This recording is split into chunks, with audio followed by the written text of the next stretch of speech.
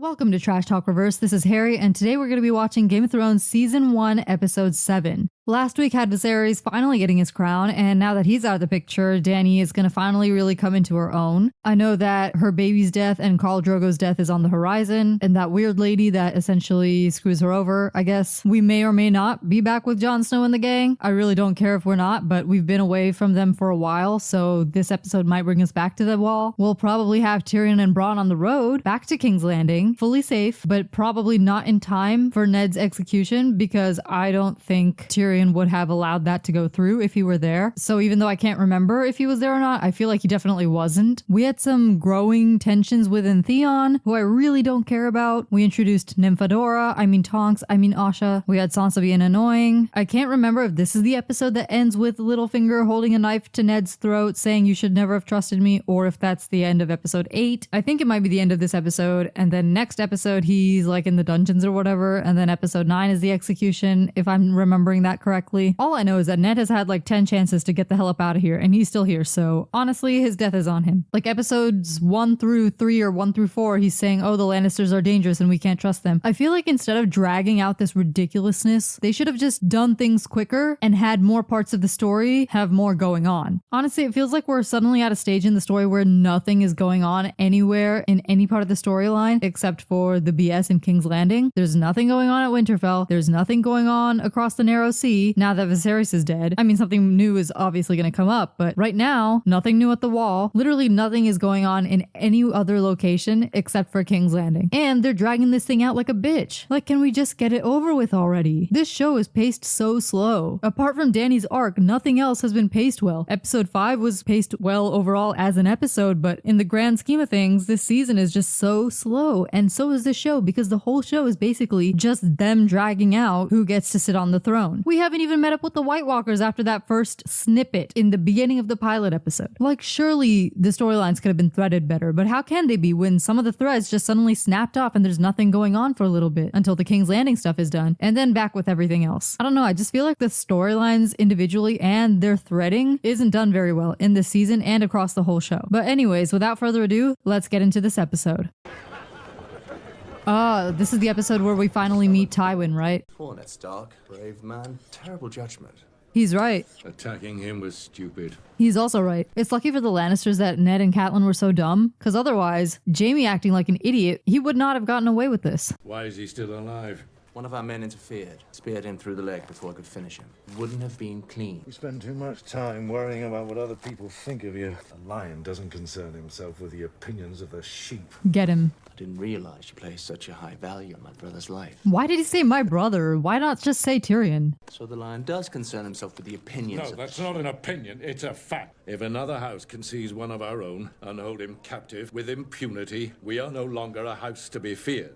Duh, Jaime's so dumb. Why would he say, oh, so a lion does concern himself? You're dumb, dude. He's dumb too. You're blessed to belong to the most powerful family in the kingdoms, and you're still blessed with youth. And what have you done with these blessings? You've served as a glorified bodyguard for 2 kings to become the man you were always meant to be.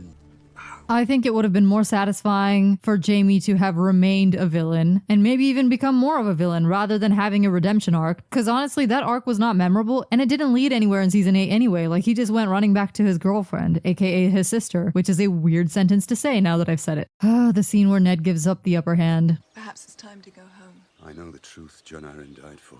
And I'm about to tell you, while surrounded with your family and your fortune and your palace in a place where I have no friends and my 2 daughters are here. Your brother or your lover? Awkward. Came into this world together, we belong together. Yuck. My son saw you with him. Look at you connecting the dots in front of the person who has the power to kill you. Just like she said she would. She said she was taught to kill her enemies. You have made yourself her enemy. Your sister was a corpse and I was a living girl, and he loved her more than me. Sucks to be you. It's crazy because Cersei might actually have been more pleasant knowing that Lyanna was actually with Rhaegar and not Robert, and that Robert was just lusting after a girl who had a son with somebody else. Honestly, the real question is, how did all that nonsense from 17 years ago happen in the first place? Because it seems insane that Lyanna and Rhaegar couldn't publicly announce a union in order to stop the bloodshed and be like, okay, well, the Starks are uniting with the Targaryens and everything's gonna be great. Robert's wrath will follow you. And what of my wrath, Lord Stark? You should have taken the realm for yourself. I've made many mistakes in my life, but that wasn't one of them. But this is. But it was. When you play the Game of Thrones, you win or you die. That sentence doesn't even make sense, and not in this context. Also, Ned really thought he was being honorable by giving Cersei the chance to flee, even though Robert told him right before he went on the hunt that he is indebted to the Lannisters. So whatever wrath he thinks he's saving Cersei from isn't gonna do anything, because the Lannisters are rich as hell. They can deal with Robert's wrath really easily. You be the man, and you be the woman. He's not serious right now. What is the point of this scene, other than to get certain viewers interested in the show? I'm saving myself for another. She doesn't want you. For many years. Most of my life, really. Play with her ass. Was there no other way to learn about Catelyn Stark than with this gratuitous stuff going on? We can have sex scene discourse another day. Stuff like this is thrown in there for viewer gratification. Good. That was so uncomfortable to watch. I learned that I'll never win. That's their game. Their rules. I'm not going to fight them. I'm going to fuck them. That's what I know. That's what I am. And only by admitting what we are can we get what we want. The scene with Dany and the other girl, and Dany learning, I know it's not technically a sex scene, but if it was, that would not have been gratuitous. And then later, Dany and Khal Drogo's consensual scene, that was not gratuitous either. That felt earned. That felt like story-wise it made sense. We were seeing these two characters come together. This just felt like some stuff that they wanted to throw on in the background while we hear Littlefinger talking about his life story to people who would not use it against him, because I guess he has no one else to talk to. You're a very lucky girl, do you know that? Where I come from, we don't show mercy to criminals. At low tide, we'd lay you on your back, your hands and feet chained to 4 stakes. So suddenly he wants to acknowledge the Stark's mercy, but he's also going to feel bitter when people point out that he is the Stark's ward, even though it's their mercy that means he was able to live and grow up alongside Robb and have access to the things he had access to instead of being killed, which is what he is admitting his family would have done to their enemies. I'm used to men could chew that boy up and pick their teeth with his bones. Like Ramsay Bolton, who killed you. Meant to get much further south than this. There's things that sleep in the day and hunt at night. Owls and shadow cats. I'm not talking about owls and shadows. See, I wish they just started the scene with these two and got rid of the Theon part. They've been gone for thousands of years. They wasn't gone, old man. They was sleeping, and they ain't sleeping no more. Nice transition. Now we're back at the wall. I miss girls. Oh, Don't you miss girls? shut up. I guess the Night's Watch has existed this whole time just in case the White Walkers ever showed up again and tried to cross the wall, and also to keep out wildlings, but how are they getting past this wall? How did Asha and the gang get past the wall? I should have spent more time with you. Shown you how to be a man. At least Joffrey looks like he cares. I feel like in this season, or at least this part of the season, Joffrey wasn't all gone yet. Leave us, the lot of you. I need to talk to Ned. Robert, my sweet. Out, all of you.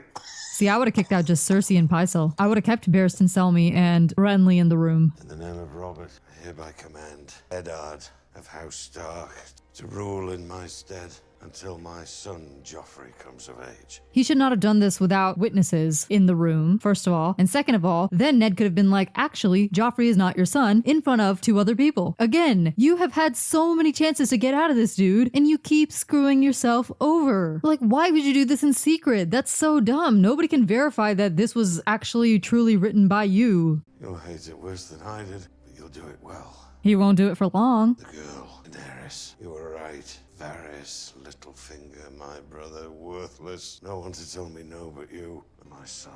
Help him, Ned. Make him better than me. I'll do everything I can to honor your memory. You should have said, that's not your son. Why is he holding this information in? He said he was going to give Cersei the chance to get away to escape Robert's wrath. Robert is on his deathbed. What the hell is he going to do other than scream for the people outside and be like, yo, guess what? Joffrey's not my son. Everyone, spread the news. I wonder, Sir Barristan, who gave the king this wine? His squire, the Lannister boy. Such a dutiful boy to make sure his grace did not lack refreshment. I do hope the poor lad does not blame himself. Varys basically spoon-feeding Ned right now. And Ned is still here, dude. Leave. I'm afraid those birds have flown. Girl is likely dead already.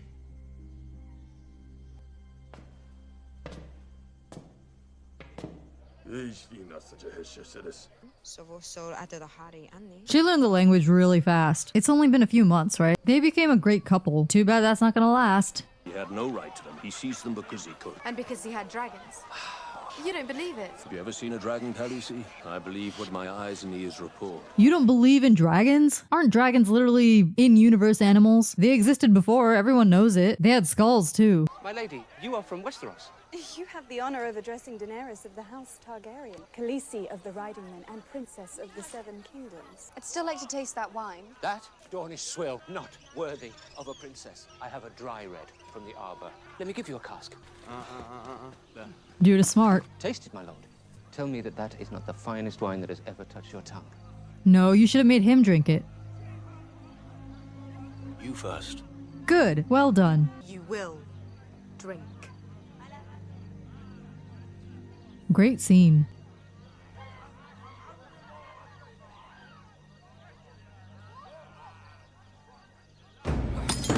And Jorah was also involved in some sort of possible assassination plot, right? Because he's a spy. He came to us rich, he came to us poor. It does not matter. On the wall, we are all one house. They should have done this at the beginning when they got here to the wall. Like, this would have been a great intro speech. Going to be a ranger. Not what you always wanted. I wish I could help you, but I'm no ranger. It's the steward's life. What an exposition-filled conversation. Honor in being a steward. A man of the Night's Watch lives his life not for a king, for gold, but for the realm. You've all learnt the words. The penalty for desertion is death. See, they should have had a welcome speech earlier on and then swearing the vows later. I feel like when they showed up here, they were just kind of doing whatever, and it felt messy. Does House Tarly keep the old gods? No, my lord. I was named in the light of the Seven, as my father was and his father before him. We did not need to know all that. You could have just said no. To the stewards, Ren to the rangers, Samwell to the stewards, John to the stewards, Rancer to the builder. See, we didn't need that scene before. This scene would have been enough because he was excited when his friend got Ranger, and this sudden mood change and then this eye contact with Alistair tells us that he wanted to be Ranger and he didn't get to be Ranger because of this guy, and that everyone else was expecting him to be Ranger. Efficiency is everything. Okay, it wasn't because of Alistair, but because of Mormont specifically requesting him. You take me for a servant. And see, the arrogance is back. So they pretended like he had character development by not showing any development, and then they're doing this. I see Sir Alistair's revenge, that's all. Well, I guess I was right. Alistair is involved. I'm a better swordsman and rider than any of you. It's not fair. Shut up. I was singing for a High Lord at Acorn Hall when he put his hand on my leg and he wanted to see my cock. I thought you were caught stealing the wheel of cheese for your starving sister. I was going to tell a bunch of strangers to how Lord tried to grab my cock. I guess they wanted a repeat of that scene with Tyrion. And he asked for you himself. Right. He wants to groom you for command. Which makes the whole arc really stupid, because they were like, oh, surprise, he's a leader, he's not arrogant anymore. Oh, surprise, he didn't get what he wanted, so now he's arrogant again. And now immediately, he's all cool again, after a simple talking to. Give me an hour and I can put 100 swords at your command. And what should I do with 100 swords? We must get Joffrey away from his mother and into our custody. Yet another opportunity that Ned had. Too late for the both of us. Stannis is your older brother. This isn't about the bloody line of succession. That didn't matter when you rebelled against the Mad King. It shouldn't matter now. All Ned cared about in the first few episodes was, we can't piss off the Lannisters. The Lannisters are dangerous. Be careful of the Lannisters. What is this reckless behavior coming from, if not from the writers trying to force this crap on us? He's not a king. I am. And Renly got this because of one conversation with Loras Tyrell. You still believe good soldiers make good kings? I will not dishonor Robert's last hours by shedding blood in his halls and dragging frightened children from their beds. Oh my god, he is gone. The king has no true-born sons. Joffrey and Tommen are Jaime Lannister's bastards. Why would you tell him that? Well, I guess it's too late because you already told Cersei. The throne passes to his brother, Lord Stannis. And he cannot take the throne without your help. You would be wise to deny it to him, and to make sure Joffrey succeeds. Do you have a shred of honor? All of the power is yours. You need only reach out and take it. Make peace with the Lannisters. Wed your daughter to Joffrey. We've plenty of time to get rid of Stannis, and if Joffrey seems likely to cause problems when he comes into his throne, we simply reveal his little secret and seat Lord Renly there instead. Come on, Ned. He is practically giving you the answer. Even if he was untrustworthy before, even if he still is untrustworthy. Make peace with the Lannisters, you say? People who tried to murder my boy. That's why it's called making peace. No. You're the one who wanted to make peace by telling Cersei that you knew the secret. The Queen has a dozen knights and 100 men-at-arms. I need the gold cloaks. You just rejected his idea, and now you're asking him for something that Renly was willing to give you for free. When the Queen proclaims one king and the Hand proclaims another, whose peace do the gold cloaks protect? The man who pays them. Which makes him extremely untrustworthy. Because if he's paying them, do you know for sure that he's paying them on your behalf? No. You didn't take Renly's offer because honor says it should be Stannis. You didn't get out of here when you had the chance. You told your enemies everything that you have on them. There is no possible way for him to get out of this situation. See, now I'm buying the sort of camaraderie more. Before it felt so fake, but now that they're just showing us, it's like, okay. If I'm the dog, I am not putting that thing in my mouth. His assassins will follow you. If you sailed all the way to the Basilisk Isles, his spies would tell him. What spies? Jorah, speak up. Is it in this episode where she finds out Jorah had some sort of spy thing going on, which is how everything starts to go wrong for her? Because she's alone, and then Drogo dies, and then Jorah comes back at some point in season 2?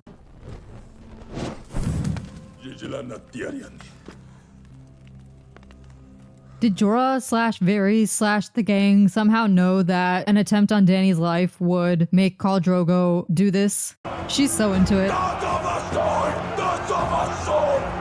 That felt like it was going to be the end of the episode, but it wasn't. And that's because I think I know what it is. All is accomplished. The City Watch is yours. Good. And you really believe him. Lord Renly joining us? I fear Lord Renly has left the city. You could have left the city, Ned. Last seen galloping south in some haste. Ned, that could have been you going north with your kids to somewhere safe where you have men who will support you. I mean, he already sent the message to Stannis, right? So at this point, he should just run away. It's too late now, though. He's about to get caught. I wish to be crowned within the fortnight. That's crazy, because he had tears in his eyes when he was sitting at Robert's bed. Is this meant to be your shield, Lord Stark?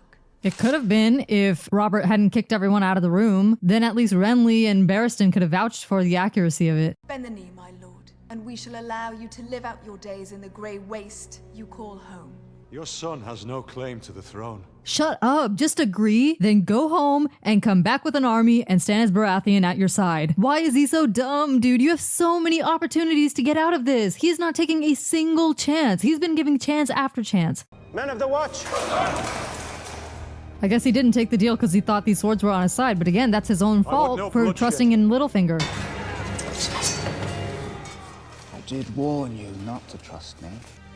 Wow, who would have thought that all these people that you hired through somebody else would not be loyal to you in a city where you're surrounded by enemies, and more enemies? Not to mention, in episode 3, you heard directly from Littlefinger, Master of the Coin, that he gets his money from the Lannisters. So, if you ask Littlefinger, hey, can you get these people to fight for me? And Littlefinger's like, they work for the person with the money. Who has the money, dude? It's not Littlefinger. It's the Lannisters. Are you out of your mind? Why is this guy so dumb? Like, oh my god. He has had chance after chance after chance. And all this BS about honor is so forced, because if you look back to episode 3, this dude was literally warning his kids about how the Lannisters are dangerous and you have to know how to play them and you have to be careful around them. And then in episode 4, suddenly it's like he's a whole different person. He's telling everyone his secrets. He's doing things out in the public. He's giving away everything that he knows and his intentions. He's leaving himself vulnerable. Like, it's so out of character from who they established in the first 3 episodes, that they have to do things that don't make sense in order for your plot to work out a certain way. And you can't even use the excuse, oh, it was his honor. He still could have left. It was not his honor that was keeping him here. He could have bent the knee, gotten out of there, come back with Stannis Baratheon. And even if they still weren't going to let him leave in that scenario, he had chances before that didn't involve him compromising his honor. He could have left Jon Arryn in the past. He could have left after he resigned as Hand of the King. He could have left after Robert left for the hunt. He could have left after Robert named Joffrey heir. And the fact that nobody was in the room with Robert to hear this, what was Robert thinking? That's the other thing. When you have multiple characters that are acting insanely irrational and don't do things that normal people would do, it's all because the writers need something to happen, and so they force these situations where nobody does the logical thing, and then we end up with this crapshoot. Let's think about the dumb decisions it took to get us here. And I'm talking the really, really, really bad decisions, right? There were a lot of bad decisions, but these are like the absolute crippling ones. Catelyn capturing Tyrion was a terrible, crippling decision. Ned publicly making an enemy of the Lannisters by launching an attack against the mountain, that was a mistake. Ned telling Cersei, that was a mistake. But even then he had a chance. Robert secretly giving his will to Ned as if he didn't need any witnesses, that was a mistake. And finally, Ned trusting that Littlefinger was gonna hire cloaks to serve Ned's purpose and not the Lannisters' purpose, even though it was the Lannisters' money he would be using to hire the cloaks. That was a mistake. If you need your characters to do illogical, dumb things in order to make the plot go a certain way, then maybe the plot shouldn't be going that way. Honestly, what more can I even say about this? I've beaten the dead horse so many times that it has now come back as a White Walker. And speaking of which, scenes at the wall are back, and they actually don't piss me off too much this time. Still feel a little forced or fake, but we're getting closer and closer to something of substance. No Tyrion or Catelyn in this episode. We did hang out with Dany. I don't remember when she finds out that Jorah is kind of like supposed to be spying on her, but now Khal Drogo is also like super committed to taking out Robert after that attempt on Dany's life. But they can't just get on some ships and go, right? I mean, that's what Robert was afraid of, but I forgot that Drogo had agreed to this, and I was thinking, well, Dany tries to come over here, but it takes her 6 years to do so. It really should not have taken 6 years, by the way. They were dragging that out. But because Khal Drogo dies and all the stuff that happens, it divides the horde, right? Or something like that. And so she can't get the ships. So if Drogo had been alive, they could have gotten the ships, I guess. Either way, if Robert Baratheon hadn't died and Khal Drogo hadn't died, then Robert Baratheon would only have himself to blame because it was his assassination attempt that made Khal Drogo so eager to like cross the sea. Also, both Jon and Dany's arcs were very stretched out. Like they were just out in the middle of nowhere and just dragging things out. Because ultimately, they're the two main storylines, right? The White Walkers were supposed to be one storyline, and Dany's taking over of Westeros was supposed to be the other main storyline. And I guess the third main storyline is sort of the Starks versus the Lannisters thing. All three of these things should have come into a beautiful culmination at the end, but we know they didn't. And maybe part of the problem was that in addition to all the stretching out of the three main storylines, they also didn't have a good foundation at the beginning. So when you start with a rocky foundation and then you find yourself meandering for several years and then you come together in the ending is not going to work. Anyway, that's it for this episode, and I will see you in the next one.